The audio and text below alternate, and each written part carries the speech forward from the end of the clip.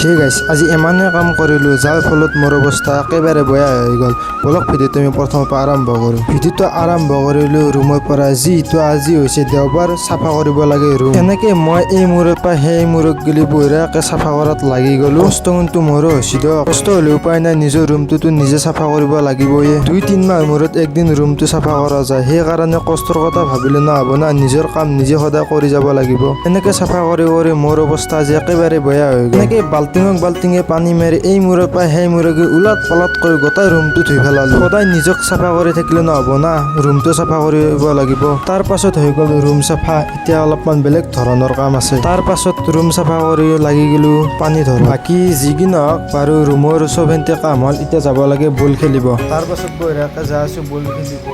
ৰাস্তাটো কেনে জংঘলৰ মাজটো, কিন্তু গোটেই ফিল্ডখনহে কহা আছে, বিচাৰি পোৱা নাই। আজি গোটেই টিমটো উঠাই দিছোঁ, আজি গোটেই সাংঘাতিক যাব লাগিব। তাৰ পাছত এনেকৈ বঢ়িয়াকৈ ফিল্ডখন আহি পালোঁ দিয়ক। ফিল্ড পোৱাৰ লগে লগে আমাৰ খেলাও আৰম্ভ হৈ গ'ল। তাৰ পাছত মই বঢ়িয়াকৈ বহি খেলা চাই আছোঁ।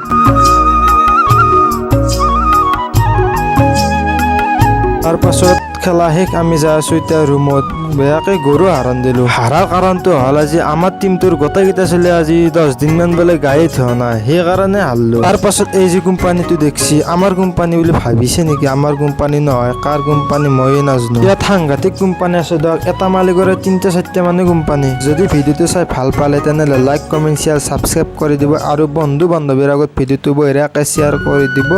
লগ পাইছোঁ অতি সোনকালে এটা নেক্সট ভিডিঅ'ৰ সৈতে। জয় অসম, জয় জুবিন দা।